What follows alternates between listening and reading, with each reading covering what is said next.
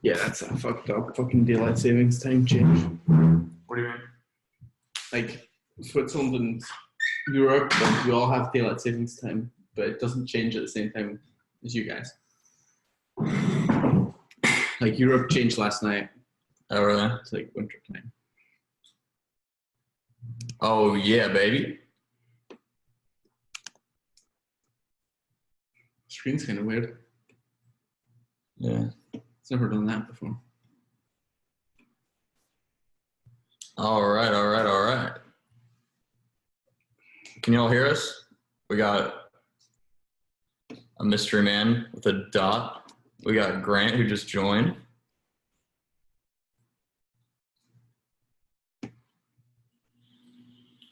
Is the audio on?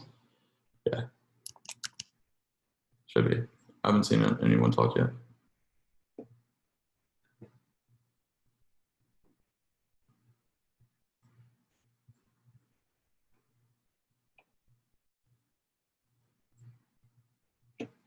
Yeah, should be fine.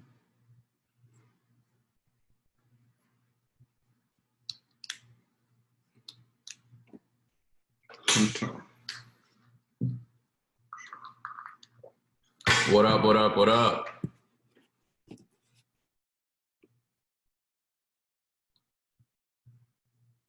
Can you all hear us? Yep. Word, there we go. Final. Silence is broken.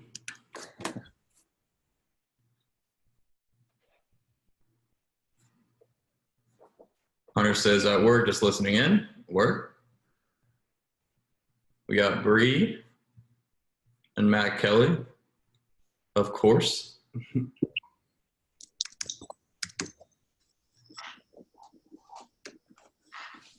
I feel this is going to be a good one. I feel there's going to be a lot of people on this one. Really? That's my inspiration.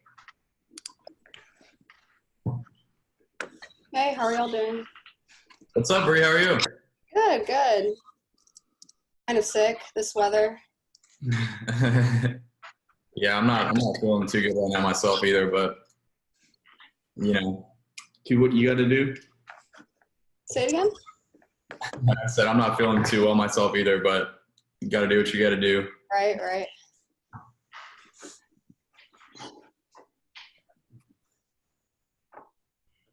The infamous Matthew Kelly. How we doing? What is up? What's going on with the headband? Dude, it's my new look, man. What look you going for? I'm going for the like no one's doing this, so it catches your attention kind of look, you know? And it's pink too, you know? That's on purpose. Look a bit like John McEnroe or something. I don't even know who that is. Tennis player. I'll take it.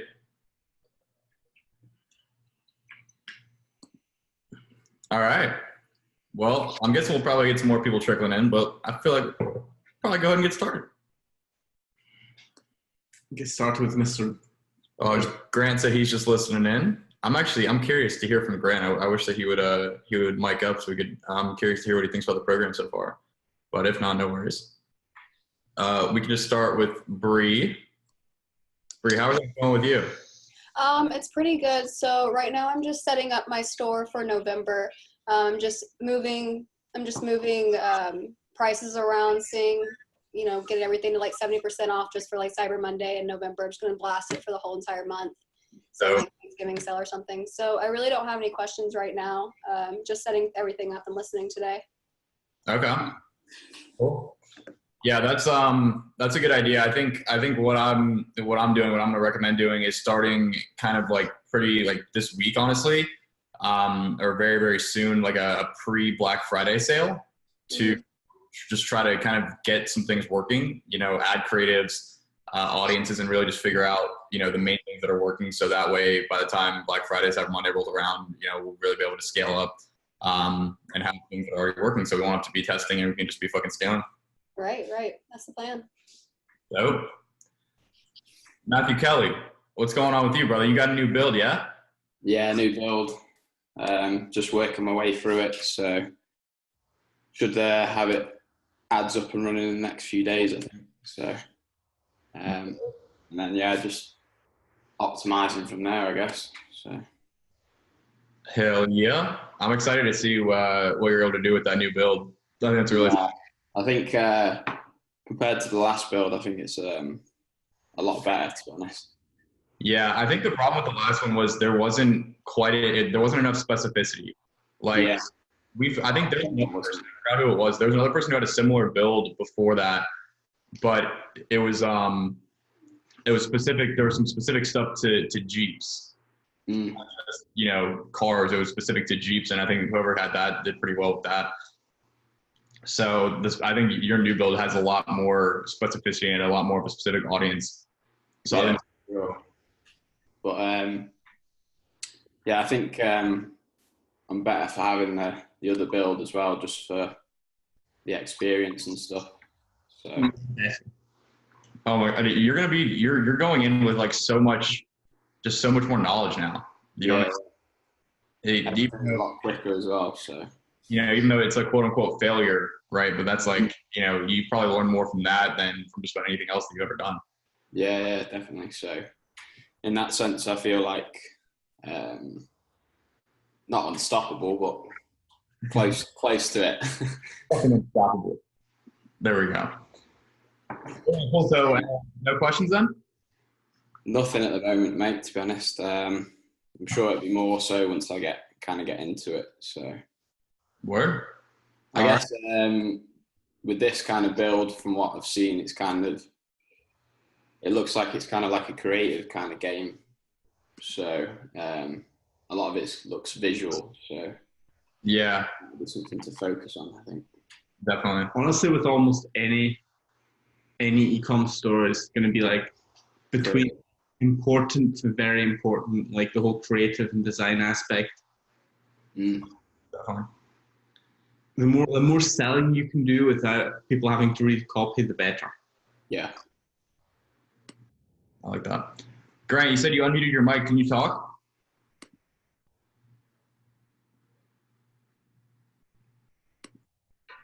If you're talking, we cannot hear you. Yeah. It looks like you are unmuted though. It might be a problem with your mic on your computer. All right. Well, try to get that figured out.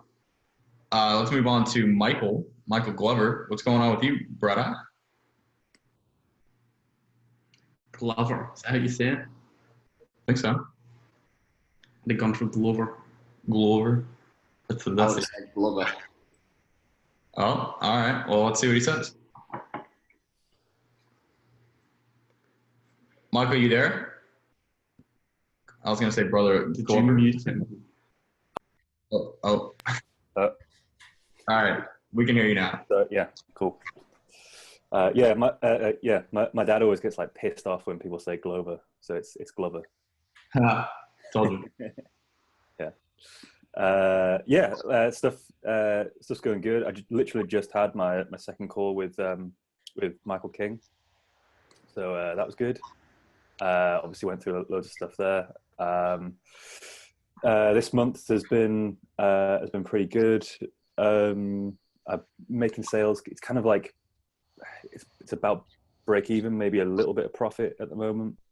But just harking back to like the last call, the main thing is just trying to get those click-through rates up. Like I've tried like several different creatives, still tend to be hovering at around about 0.8 to 0.9% click-through rate, which obviously like link click-through rate, which obviously needs to be higher. And yeah, I just need to keep trying different creatives. Basically, I've gone to a guy on Fiverr who is going to do some like touch up my current creatives, and hopefully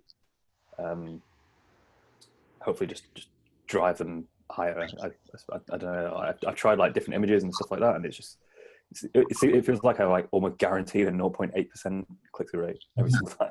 What kind of creatives are you running? Oh, is this it? Yeah. Oh, okay. Scotty's already got it up. He's showing me. And that he's tested other ones, but this is the one that's working. Okay. Or working, but not getting great metrics. Yeah. Do you have any lifestyle photos? Yeah, I have a couple. Like, I don't know where to. I've got on my store, my product page. I've got like a couple of just like girls wearing the necklace and stuff like that. And, I've tried those. Like, it's not been as successful as what that. I presume you're looking at the one that's like got the in the box sort of thing.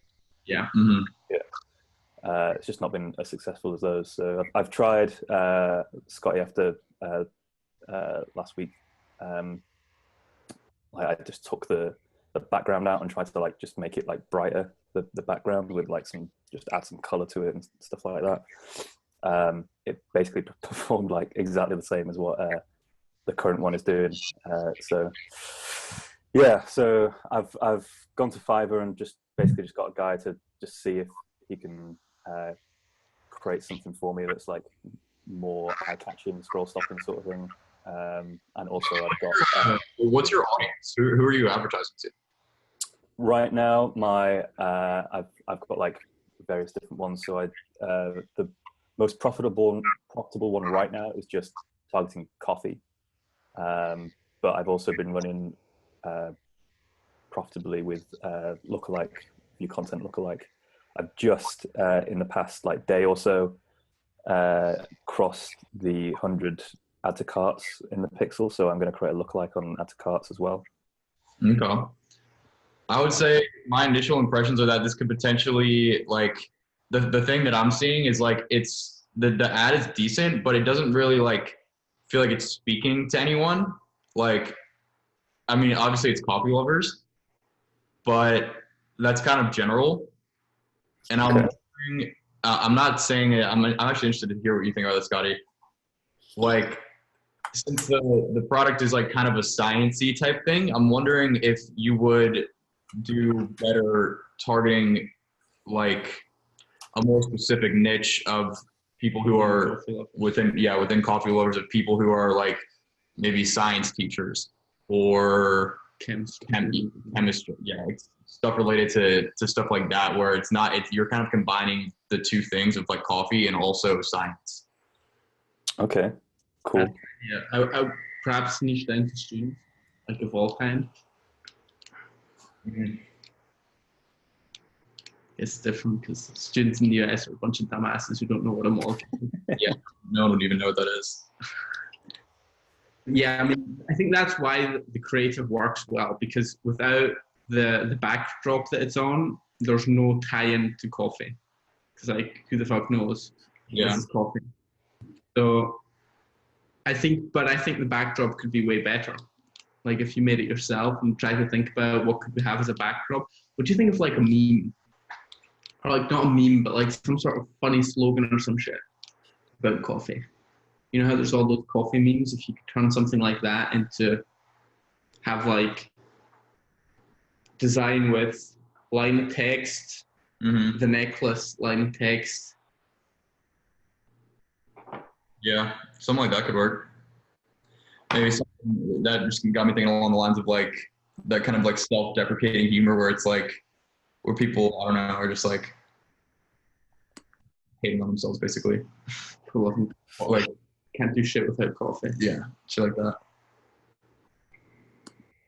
Yeah, that's like it's like a really popular kind of thing. Like, I mean, like a few Facebook groups, like coffee lovers Facebook groups and stuff. And they're really annoying to be in, but I've obviously got to be in there. They're like, and it's just like people like putting stuff like, oh, I can't survive without my coffee and that kind of. Yeah, because I think it's kind of like an inside joke type thing almost with the shape of the molecule. Like, if you're someone who likes coffee, and you wear that, you're not like no one's gonna know what that means. You know what I mean? And also, if you have like a chick wearing it and someone scrolls through Facebook, they're not gonna see like, oh, this is for me. Like this speaks to me because it's just a fucking molecule. Yeah. So yeah. I think that's probably what I would try. We need some sort of combination of text with this necklace to tie the necklace into coffee. Yeah. Yeah, because I told one of the creative does well, but I don't think it's very eye-catching. Yeah. The product looks terribly great in it. Like it's I've got a couple like there's another one that's done semi well, which is the necklace on a bunch of like coffee beans. So it obviously said like you see it and you think obviously you see the coffee beans and you think coffee. So potentially like what I could do is have that, but then have the text on that to like just cement it, even reinforce it even more, that it's like this is the coffee, this is a caffeine molecule sort of thing. It's definitely more eye-catching, that one, I think personally. Yeah. I'm like because I feel like caffeine lovers, it's like that's a really broad that's a very large pool of people. Yeah. And I feel like, you know, like I don't feel super connected. Like I drink caffeine every morning, right? Like I need my caffeine, but I don't feel like a strong connection to that. And I feel like the strong connection with that product in specific would really be more so people who are into the science side of things and would actually know what that molecule means. And like if they were wearing that, like, you know, in a workplace where they work in something related to science, and their coworkers, you know, saw them wearing that, they'd be like, oh my God, that's so cool. It's that the caffeine molecule. Like I need that. Yeah. So like science teachers, nurses, that kind of stuff. One of my reviews is actually a doctor. I think she's a doctor. Yeah. I think that would probably be definitely something that I would test. Because I mean, without getting a bunch of like really, really solid custom content, I don't see that working all that well with like that general of an audience. You know what I mean? Yep. But it's already at like break even or slightly profitable. Is it? Ooh, that's pretty solid. Is that right, Mike? Yeah. Like this month, I've made $1,500 in sales. Well, that's actually in the last like 3 weeks, so it's like a little less than a month. I've spent like about 1,300 in ads, so it's like just profitable. Is the product that cheap that it's the 1,300 on ads to 1,500 sales is profitable? The product is like $6 to buy. Okay. So definitely not profitable. Yeah, there's no way that's profitable.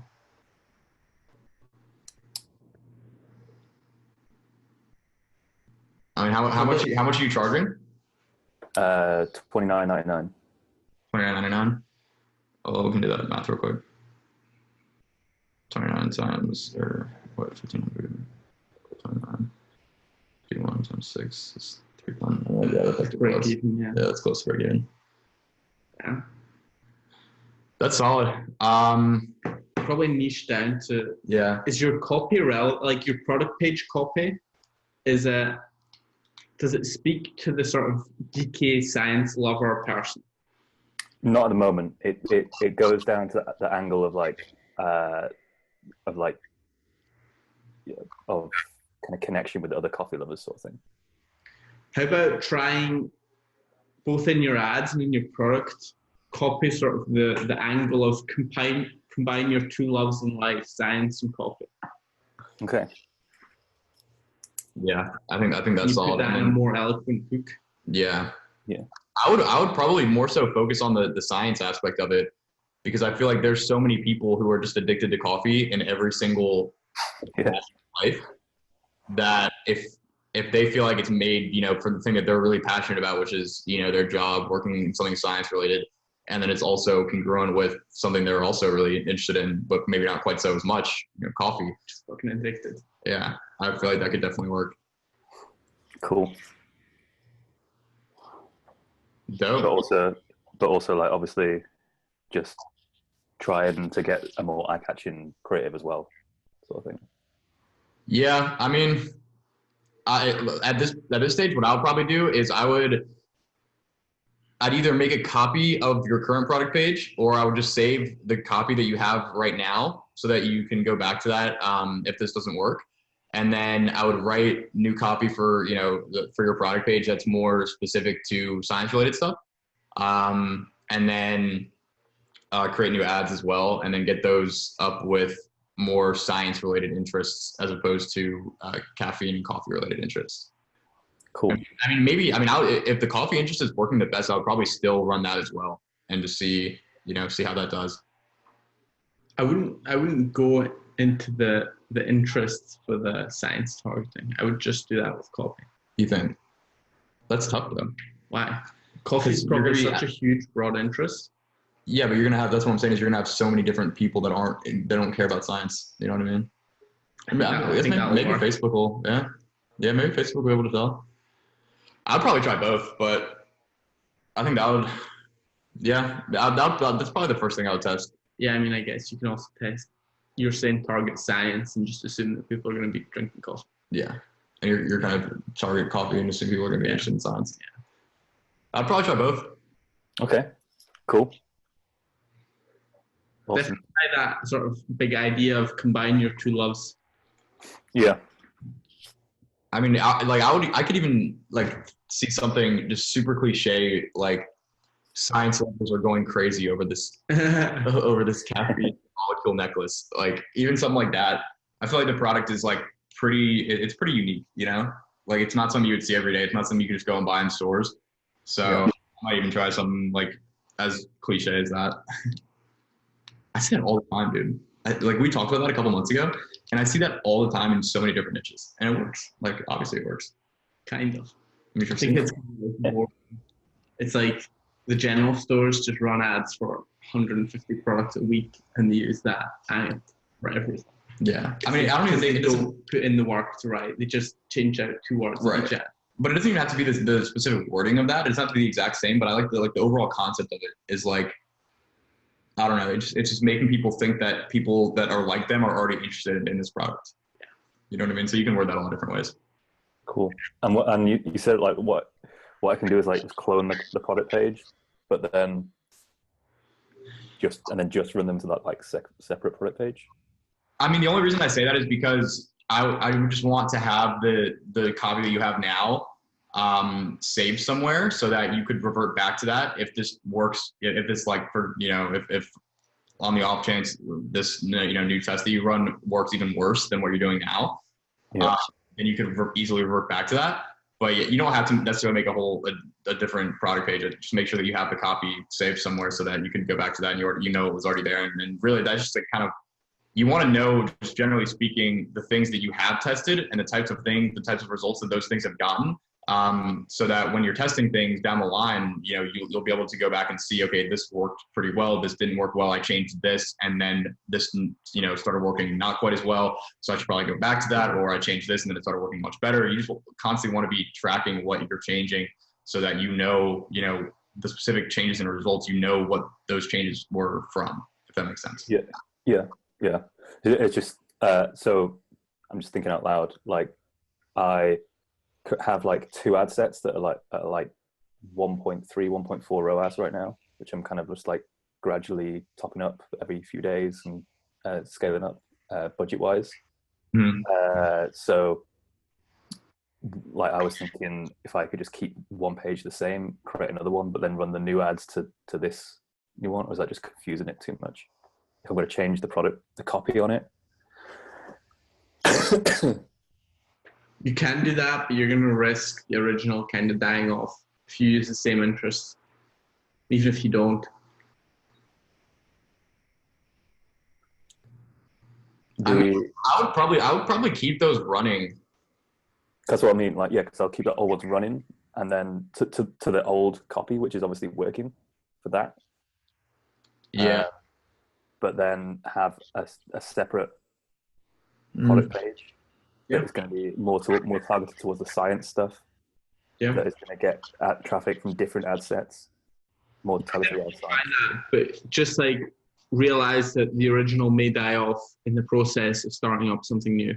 It may also die off over time, like that happens as well. Okay. So, yeah.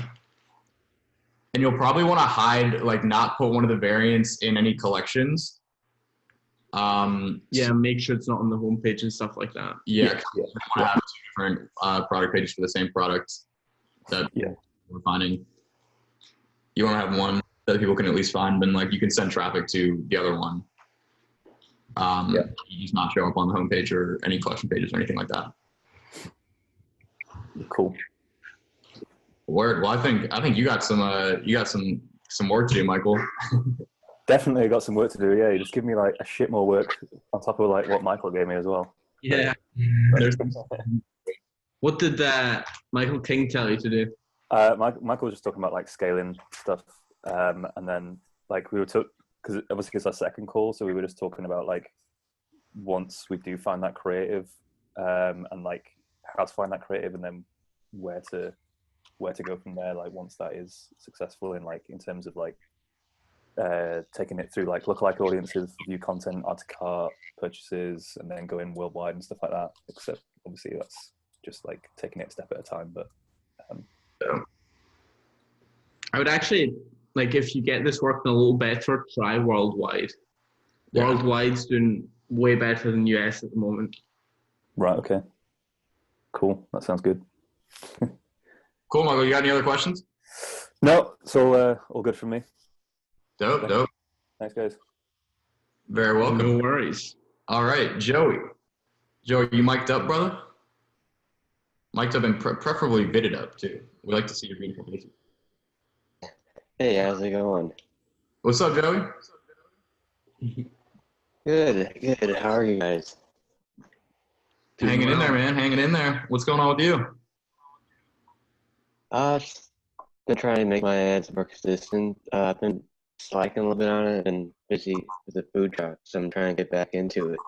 And I just been trying to get consistency with my ads because they never seem to be consistent with the way I've been doing things currently. But been working through that the best I could. Okay. Have you scheduled any calls with Mike or Ryan? Yeah, I got one call already done. I got a second one scheduled for today sometime. Pushed it back because it's scheduled the same time as this was. I gotcha. Cool, man. Cool. So what kind of numbers are you kind of doing right now? Are you like kind of very unprofitable, closer to break? Pretty much not shit. I mean, nothing consistent. I mean, usually when I get new ad sets launched, I get 1 or 2 sales off that, but then it just dies off. This been basically every time for me. I haven't been testing as much as I have been, but I just need to get back into it more. Figure out what's not working with the funnel I have. Okay. Well, I would definitely recommend keeping track of, even if just like a little, a little note or a Google Doc or whatever, keeping track of the things that you've tested and the kind of the results that you've gotten. And then be consistent with that, man. And I think that like it sounds to me like you've been getting inconsistent results, but have also kind of been putting in inconsistent work. And to get consistent results, you need to be putting in that. Yeah, exactly. Now I have some more time, so hopefully I can get things going. Okay. Cool, man. Cool. So you have any specific questions? Nothing in particular. Just thought I'd mainly come on just to listen how things are going with other people. But cool. Well, I want to dive more into your situation right now, but if you have a call with your coach tonight, then I feel like that's probably just gonna be better because they're gonna be able to give you some more one-on-one stuff, and just really specific game plan for you. right. Yeah, pretty much. All right, so Grant said like, worldwide is better than the U.S. What Scotty meant by that is just like right now, worldwide targeting tends to be getting lower cost for purchases and getting a little bit better than the U.S. A lot better. Yeah. Still target US only to start, because otherwise you add that extra variable into the mix of then you think, all right, I'm going to cut off UK and Australia, and then my ads going to be on. But when you start, you have three purchases. You're targeting worldwide. You have three purchases, then you're going to do the breakdown by country, and you're going to think the three countries that you got those sales from are madly profitable, and it's time to scale. But really, you just happen to get a sale in those three places and not somewhere else. So I think when you're starting off, when you're launching anything new, start with USA only. And then later, once you've got something that's up and running, that's working, it's like your angles working, your creatives working, your product page is working, at that point, I would try worldwide. And I'll say, like, right now, if you're at, like, break even consistently, like, not for, like, 2 days, but, like, consistently at break even, 1.5K in rev, like Mike was saying, I would actually try worldwide, excluding US. And probably Africa. I would exclude Africa. Just for delivery problems. Yeah. Because, like, just not worth the hassle. Yeah. So, yeah.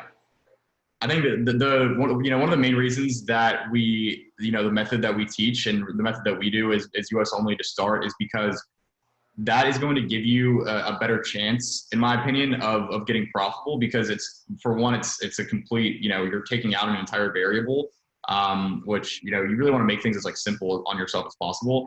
And then kind of like, generally speaking, ad costs in the US are going to be higher than they are in the rest of the world. So if you can get something working in the US, then it should be, fairly fucking easy to get it working worldwide. And at that point, now you've just gone from, barely having something working, maybe making a little bit of money to, potentially scaling to, the entire world, and then having things working a lot better. So I think that's, that's really the main reason. And that's why we do it that way. If you profit in other countries, what do you do to lower time for delivery? Nothing really. Yeah, nothing. Yeah. Down the line, there's definitely some things you can do. And I think we're going to have more stuff on that pretty soon with the agent and stuff, right? We already have that up. Yeah, do we have that up? Yeah. So once you're consistent, I think what you need to, that's got at least like 5 to 10 orders a day. Once you're doing a consistent, 4 minimum. Yeah. Once you're, let's say 5 to 10 to be safe. Once you're doing a consistent 5 to 10 orders a day, then you can start looking into, getting an agent. We have someone that is kind of like, are they partnered with us kind of? Like, I guess. Something like that, that we can hook you up with and they can get you taken care of there. But it's not really that big of a deal. The shipping times, it seems like that's probably one of the biggest things that people think matters so much. And it does matter, but like not nearly as much as you probably think. Jason says, careful with e-packet in Mexico, huge delays / non-deliveries with e-packet to Mexico, tradable issues. Interesting. I don't even think that's e-packet. I just think that's postal deliveries to Mexico, honestly. Shit gets stolen, shit gets lost in Mexico. Yeah. Whether you're shipping e-packet or from the US or whatever. I mean, that's true for the entire world, but especially like anywhere outside of the US or like. Especially Mexico. Yeah. Especially like just countries where there's sketchy shit going on, I'd say that the less safe a country is, like physically and violently, the more likely you are to have issues with shipping and stuff. That plus German customs. Yeah, and like customs shit too, but that's not like that. That's really only an issue when you're operating at scale. Like if you're getting a couple sales a day and like, one of them to Mexico doesn't go through, you're not going to have like a huge issue because you just have like, a couple people or maybe even just one person that you can get up with, refund them, whatever, make sure they get taken care of. But, when it becomes a problem is when you're operating at scale. So don't worry about problems that aren't problems until you're operating at scale. The other cool thing about shipping to international countries is they don't expect freaking 2-day shipping. Yeah.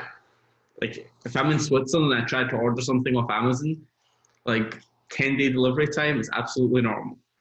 In the fucking heart of Europe.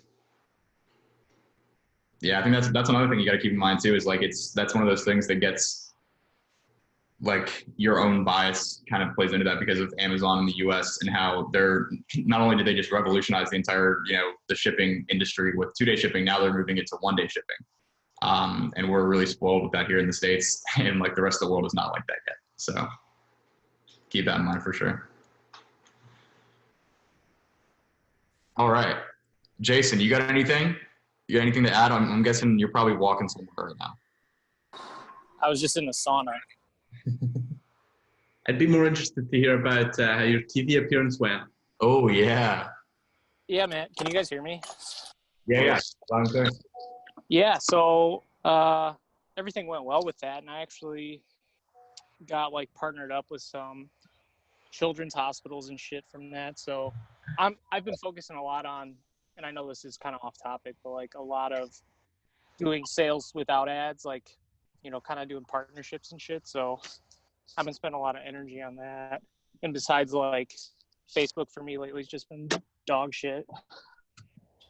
Jason, what's your fulfillment chain looking like for that? I've got regional distribution in the States, and then basically everything outside of the States is still through a supplier in China. Okay.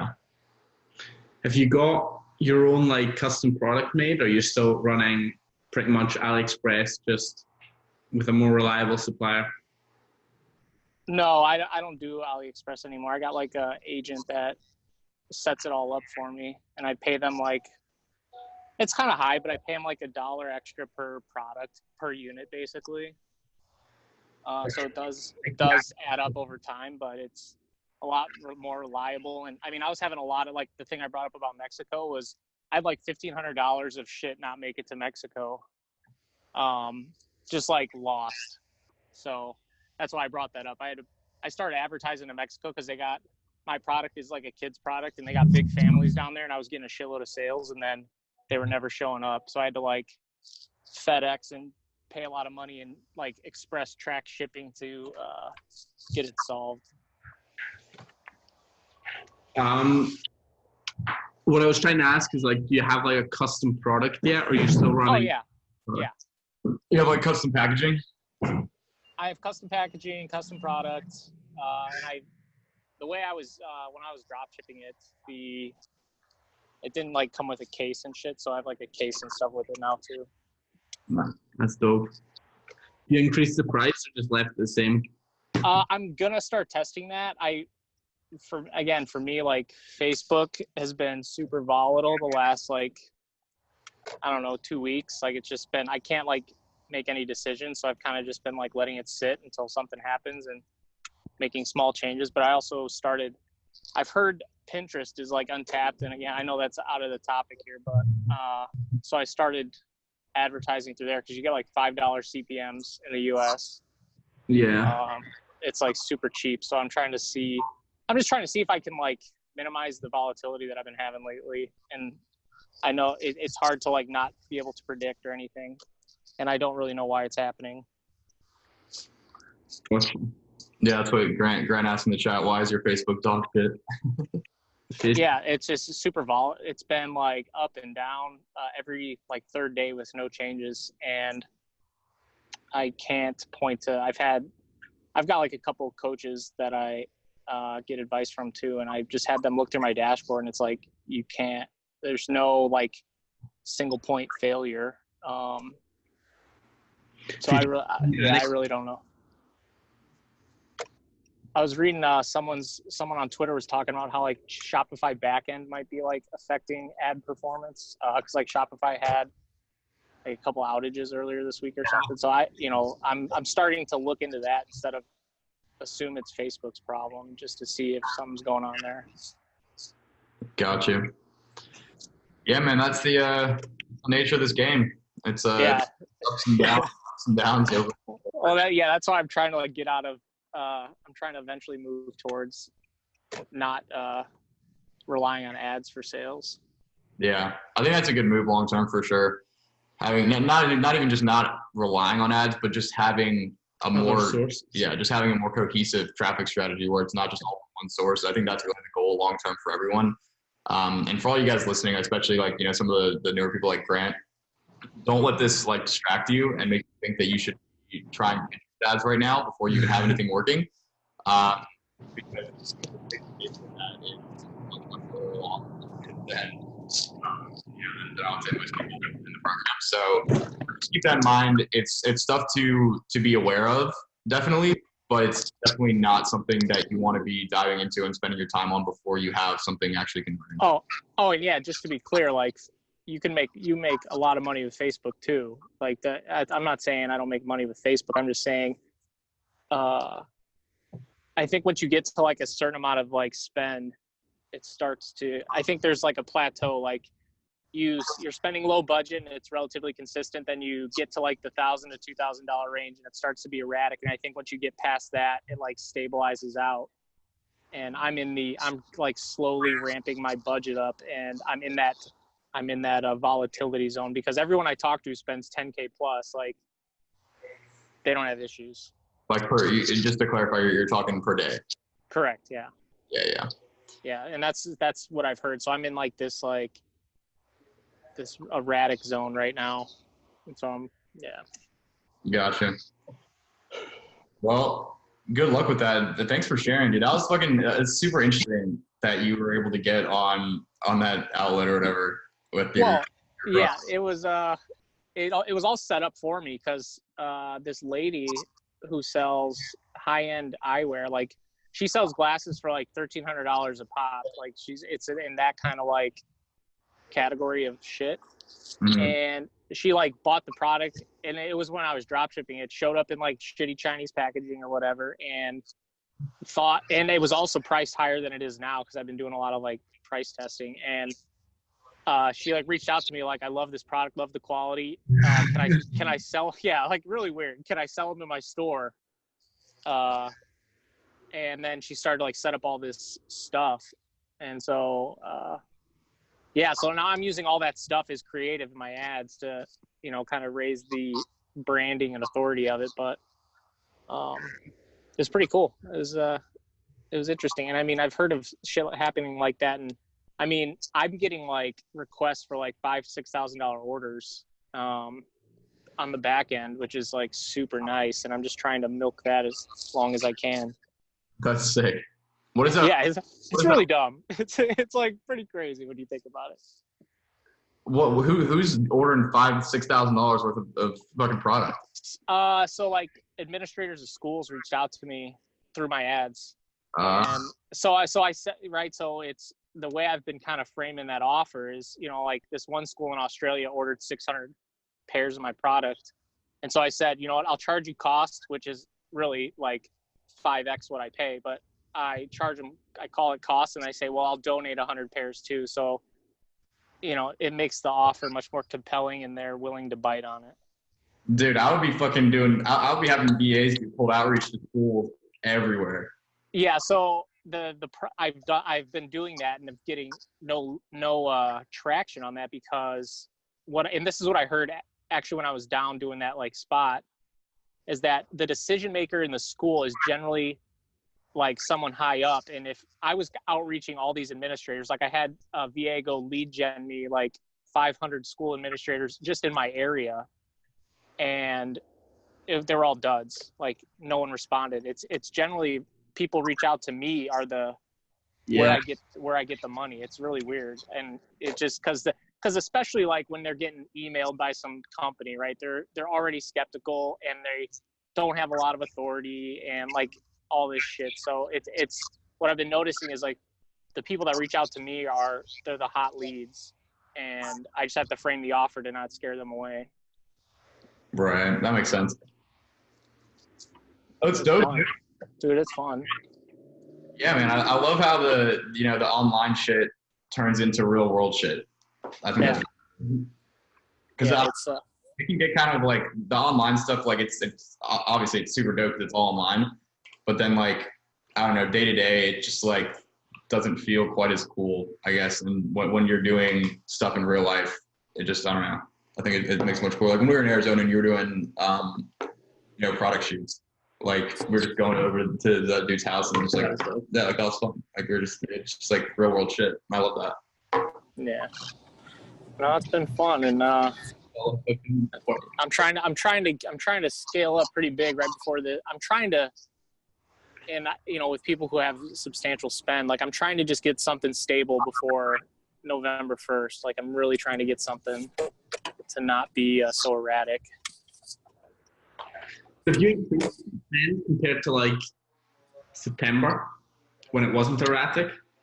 Yeah. So I sell kids products. So back to school was like really shit for me. And just, if you think about it, they're all, parents are going on vacation or whatever, someone explained the economics of scale to me and I kind of bought it. Don't know if it's true, but I bought it. After back to school, up until about like a week and a half ago, things were pretty good. And then it like dropped again. So I don't know. What I suspect is happening is that people are all anticipating the deals like a month in advance of like Black Friday. So sales volume is like dropping. I suspect that. But I don't know. Right. It's hard to tell. Yeah.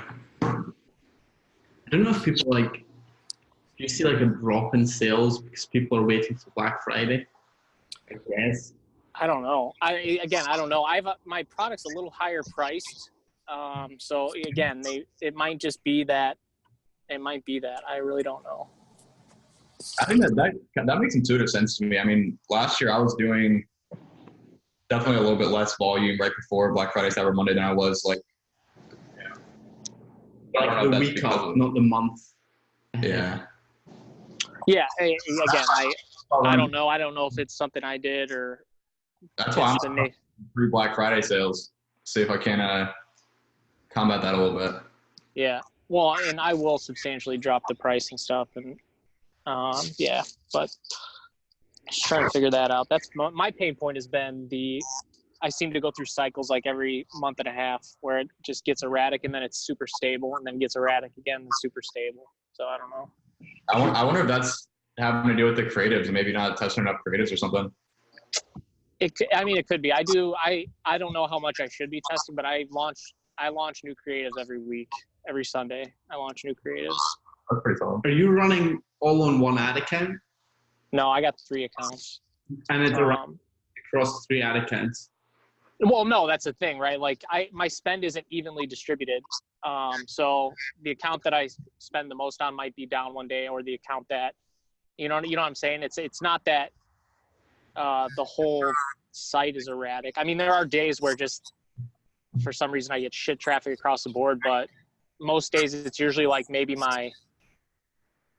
I'd say probably it's like 50%, 25 across 3 accounts. And so like, when you see a substantial drop in performance on 25 of your spend, you notice it. 25% of your spend, you notice it. That's all I mean by that. Gotcha. Yeah. Cool. Yeah. Well, you got any other wisdom you want to impart on the Boss Builder students and me and Scotty as well? I mean, if I don't know how often people are testing here, but like at least weekly, you should have something new going up. I think at least, and maybe even more often when you're trying to like find it. I think I hear a lot of like feedback about testing, and I think that's key. Especially once you get something that's working. Yeah, and I mean, like I'm doing weekly, and I have like sustained profit and shit. So if you don't have that, it's probably like 2 to 3 days. You at least have something in the hopper. You're not like trying to like scramble. That'd be the thing I say. That's something we could be a bit better at. What's that? I think like every week. Yeah. As opposed to Yeah. Where do you get your ideas for coming up with new? What? Sorry, I was going to ask, like, where do you get your ideas for coming up with new creatives every, like, that often? Just try and yeah. So, dude, I just spy on the bigger brands. So I sell eyewear, and thankfully there's a bunch of big eyewear brands that sell on Facebook ads. So I just go through them and basically do what they're doing. I mean, that's they're doing it because it's working and they're spending a shitload of money on it. So I just I frame it to my thing. But I mean, you have the benefit of seeing, like, they're doing the testing for you if you think of it that way, and then you kind of test what they're testing. And when I adopted that kind of thinking, I noticed a dramatic change, right? Like when I said, I think 2 weeks ago, I said, like, don't be afraid to do image ads. Like, it's because they work. And a lot of, at least in my niche, a lot of them wear or use image ads. And so it just constantly, I mean, I'm instead of dicking off on Instagram, I'm in the ad library or on my competitor's funnel. Like, that's what I do on my phone. Yeah. That's really solid advice. And Michael, like for you, it might not be quite as easy because your market's different. But I would be looking not only at people who are doing, not only competitors that you're competing with, but also doing other niches and stuff too. Like things that are somewhat similar, things that can kind of take inspiration from, like inspiration from so many different places. And like, I get a lot of inspiration just going on Instagram. My Instagram feed, made it so that whenever I see an ad that is kind of engaging or is, e-commerce related, dropshipping related, I click on it, and then, Facebook thinks that those are the types of things I'm interested in. And then, they show me more of that stuff. And I would say I get ideas just from that. Honestly, looking through ads library of competitors, things like that, I think those are some really solid ways. You can just go through, like, because it doesn't need to be coffee stuff. You just, like, anyone selling jewelry, like, literally just like. I would do both. You want to look through anyone that's doing jewelry and anyone that's doing coffee. And anyone that's doing science related stuff. Yeah, and then I'll add to that. I'm not an expert, but if you even, like, zoom out, like, so you're in, like, this coffee niche or whatever, go find someone in, like, a parallel niche that's, like, an obsessive whatever, and then just, like, use their principles. So it doesn't have to be coffee or whatever, or even jewelry. It could be, like, an obsessive niche that, you know what I mean? So just, it takes, like, I will tell you that I'll plug these dudes, this e-commerce marketing 2020 thing, but, like, that's it talks about, like, kind of just looking around. You find people that are buying obsessive stuff, and then those principles work on any parallel in any vertical. So it's not, you don't just have to, if you're thinking coffee by itself or you're thinking jewelry by itself, you might miss the principles that someone else is using to do the exact same thing as you with a different product. Yeah. Yeah, I know that's a lot of advice. We should have posted that in the Slack chat along with, like, all your YouTube videos. Yeah, like, if you guys haven't realized, like, Nate's been posting like 3 videos a week. Yeah, like 2 to 3. 2 to 3 videos a week on YouTube that are just all about e-commerce, all about e-com marketing, really.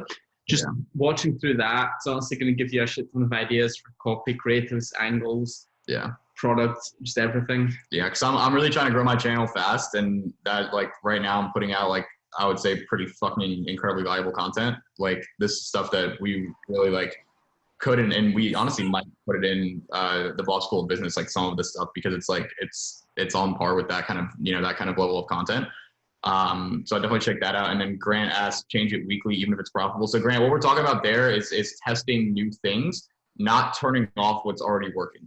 So if it's profitable, you don't want to turn it off, right? Say you're running, change it. Yeah, you don't change an ad set. You don't change an ad set if it's working. But you want to be testing new things every week, and probably like every 3 to 4 days, honestly. New creatives, new audiences, new angles. Just you want to be testing a lot of different things while still kind of keeping the things that are working. And really, I mean, I just kind of see it as like you're just trying to test a bunch of different shit, because if you test 100 different things, it's bound that 10 to 20 of them will work, and you'll never find those 10 to 20 if you don't test a lot of different things. So you just got to be testing a lot of different things and be kind of like, look at the results. If it's not working, shut it off. If it's working, keep it running, and start to scale it once you have things actually working pretty well. That's really kind of what I'm talking about there. Grant gave me the dope. All right. So, any of y'all have any questions that came up during that? Yes. Okay, so I actually have a question about branding. this is for like the future, but whenever, you know how my niche is rave. Hmm. Well, I was looking to see like what do people at a rave actually like want or do, you know, if they need actually like, help on. And I came across this website that's called Rave Box. And what it basically is whenever you take a drug or anything, if you take these vitamins before this drug, then, you know, it's supposed to help the come down and everything for that. And whenever, here's the link for it. But whenever I was looking at their site, I feel like I can do it better, and I feel like I can actually blow something up like this in that niche of it. And so I was kind of wondering, like, what do you think? Do you think that's a good idea to actually like create a brand for something like that with like a vitamin? I know vitamins are pretty generic and like widely out there, but there's not a lot whenever it comes to like a come down, you know, for the rave niche. It's a pretty unique angle on vitamins. Yeah. You're going to run into issues with advertising on Facebook potentially with supplements. Drugs. Yeah, that's what I was thinking. But Drugs, yeah. But I mean, if I could like angle it, you know, differently to be able to put that on Facebook or even Instagram or anything like that, I feel like it could be worth it for the future. But I also don't know like how I could even create or meet with someone who can create a vitamin for me. Yeah. You could white label it. There's companies that can do that for you. You come up with the product packaging and they'll work with you to basically, because like a lot of these vitamins and honestly as well in the cosmetics industry, a lot of the products are just the same. Like from brand to brand, they're pretty much the same ingredients and just different labeling, different packaging, different branding. Yeah, there's just not a lot like for like the rave community. So I feel like that's like a target to open up to, especially for drug use, you know, specifically. I think it's an interesting idea, but I would caution you about trying that right now. Yeah. I would do it in the future. I wouldn't do it right now until I actually know more about, you know, my own niche. About marketing as well. I think this is exactly the type of idea that you guys, all of you guys, should be pursuing after you get some experience with e-com. It's exactly the type of thing that I'm interested in, that I think can be really big. And if you can drop ship Chinese stuff, like doesn't mean you have to continue shipping simple old Chinese products forever. Because if you can market to the rave community, whatever you're selling right now, you can probably sell this.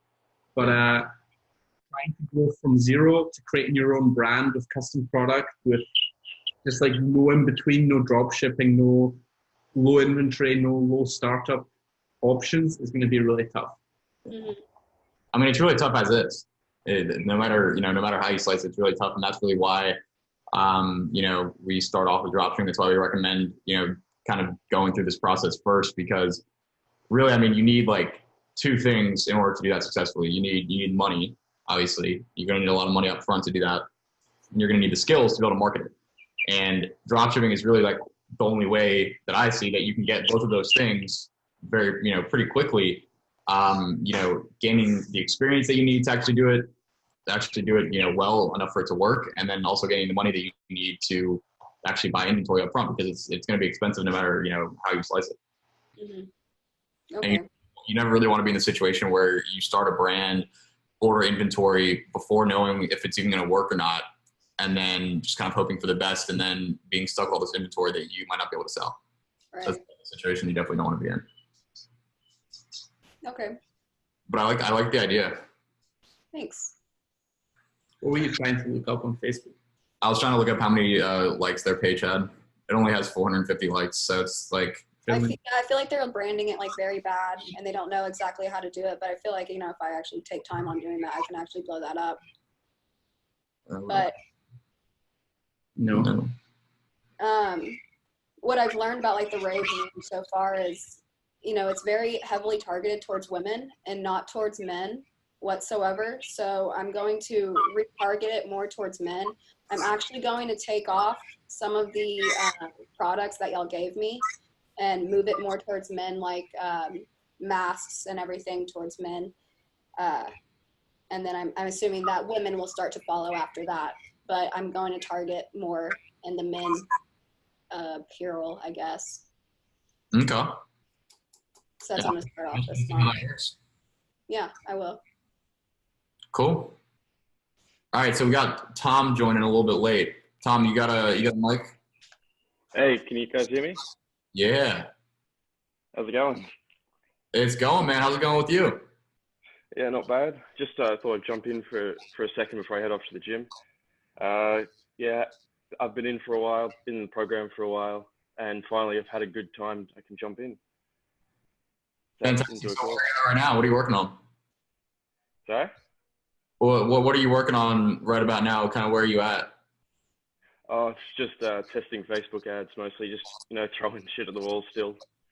But I had a bit of a drop off is the thing. That's part of why I made sure I jumped in the call today. It's, you know how they had that big holiday in China? Sorry, can you say that last part again? Oh, yeah. You know how they had that big week-long holiday in China? Yeah. Like, after that, sales just dropped off. I don't know what happened. I stopped my ads. Yeah. Waiting for that to blow over. And then when I started them up again, I've had no sales. Almost no sales. Gotcha. How were you doing before? Like, what kind of numbers were you doing? I was about breaking even. It was like, basically I was just breaking even. It's just about a little bit over maybe. I don't know. 2 to 3 sales a day, about varying between like $40 and $80 ad spend. Gotcha. So since then, you've just tried to run the same ads again? Yeah, that was the thing. And the ads, the ROAS on them was really high, and they've still been technically above break-even ROAS. So I've just sort of been running them, hoping they'll work again. But I was thinking it might be because the product I'm selling is sort of seasonal in a way. It might be. It might also just be because times have changed. And like week to week or month to month, you can have changes like that. So if something works for a while, you stop it and then it doesn't immediately take off again, like that can happen. The reverse can also happen where you're running something, it's going well, then it kind of dies off, then you don't run anything for a week, launch the same stuff again, and it works again. Is that? I'm also not entirely sure, but that's just like kind of a pattern I've seen. For you, I mean, it's not like you were super profitable before by any means. So I would just focus on improving every part of your store, your ads, funnel, just improve everything and see where that gets you. Yeah, sounds good. So yeah, basically just keep grinding away and eventually things will get better, I guess. Yeah, I would be interested to see if you looked at your metrics, like your unique cost per click, your unique click-through rate, your CPMs as well. Like, where does the change come from? Like, before and after? Is it on your website, the conversion rates dropped, or is it in your ads that It definitely looked like it was in my ads, because I look at the visitors on my site and it's sort of like a drop, actually quite a sharp drop of like, daily visitors. with the same spend? Sorry? And you're spending the same amount on ads? Approximately. I mean, it's $10 an ad set, and then I change up how many ad sets I'm running at any given time. Yes, so you probably want to work on getting better ads up. Yeah. Whatever. Sounds about right. Creative, copy. Tom, have you talked to either Mike or Ryan on I've got my call later today. Oh, beautiful. Is that your first call? Yeah, first call. Oh, that's really going to help you. Yeah, I thought so. Sweet. Keen for that one. We had a question from Joey. Tom, have you got anything else right now for us? Any sort of specific questions you'd like us to answer? I guess, well, going into the Christmas and the Black Friday and all that. Any recommendations of things I should change up or anything? Like any should I go for? I saw Nate's video on it. I'm talking about you raised your price and then you dropped the compare at price and all that to make it a more dramatic thing. I was wondering if that's a good strategy with sort of stuff I'm selling, which is like ties and pocket squares and bow ties and all that. Where that would work. I don't know if that would work, or maybe I should do buy one get one free or something like that. Yeah, so I would either do something like I explained in that video where you're just doing a straight sale, or I think what could make a lot of sense for what you're doing is a bundle, a really, really compelling on a Cyber Monday bundle of maybe a combination of like 2 or 3 different products. Make like a whole new product listing on Shopify for that. Now the fulfillment of that with AliExpress is going to be a huge bitch. And honestly, I don't have a solution for how to do that other than just manually doing it. But I think something like that could work really, really well, since it sounds like the products are can definitely it makes sense for them to be sold together, especially if they're like similar patterns and stuff like that. I could see that working really well. Oh yeah, that's actually a good idea. It's actually so good. I should have thought of that. Well, there you go. That's what the calls are for. Thanks heaps for that. I think I'll jump off now. That's actually that sounds like some good ideas there. I'll jump off now because I got to head out. All right, Tom. Good talking. Good talking. Thanks for the help, guys. See you later. Very welcome, brother. All right, we got John. John joining a little late. John, you there? Oh, wait, hold on. Before we go to John, let's answer Joey's question. What's your opinion to run PPE ads to get social proof of the ads versus straight conversions? I don't really run PPE ads. Like, I've heard differing opinions. I've heard some people say, they do this, they do that. I don't do that. We don't really teach that. It can help, but it's not going to I don't think it's going to do anything all that dramatic to the point where it's like really worth doing in most cases. If you have like one ad that's really doing like big numbers where you're scaled up on that ad and it's like a page post, then you could do that. The thing you have to sort of keep in mind though is like, what kind of comments are you going to get? If all the comments are going to be, oh my God, I love this, oh my God, I need this, then that's going to be a benefit. But if half the comments are going to be that and half the comments are going to be scam, ripoff, China, then it's not going to help, So like if you're running PPE, you're going to get both negative and positive comments if that's the type of comments you're already getting on your ad. So, I mean, at the stage you're at, don't mess with PPE whatsoever.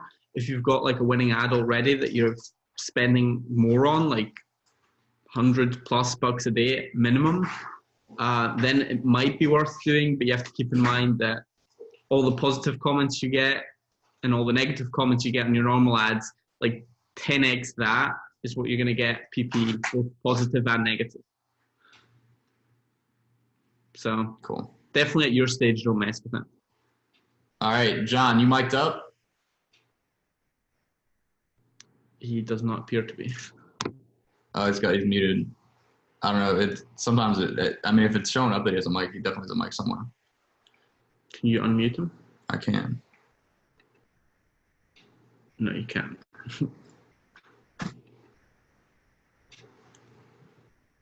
Hello? Yo. Hey. What's I going was just catching the tail end of this. I'm still doing the first semester and taking the notes, and I got to turn that in before I get the second semester going. So I don't have too many questions at the moment, though. Okay.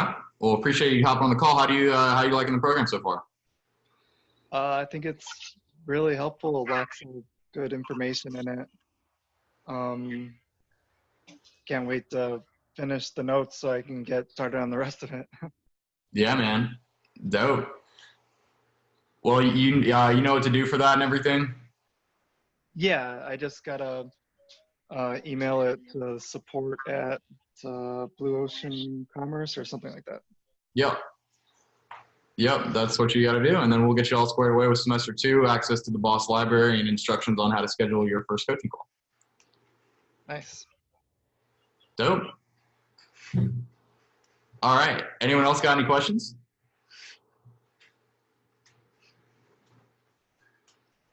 Going once, going twice. All right, cool. Well, we appreciate y'all coming. hopefully this was somewhat valuable and helpful. As always, any questions, between now and the next call, make sure you hit us up in that channel. And make sure that y'all, if you haven't already, you're scheduling those coaching calls. Those are going to be massively helpful for you. Those are a pretty new aspect of the program, and we've been seeing some really great results with students who have been on top of that. So make sure you're doing that. Any questions, hit us up in Slack. And other than that, we'll talk to y'all next call. Thanks, guys. Peace. Adios.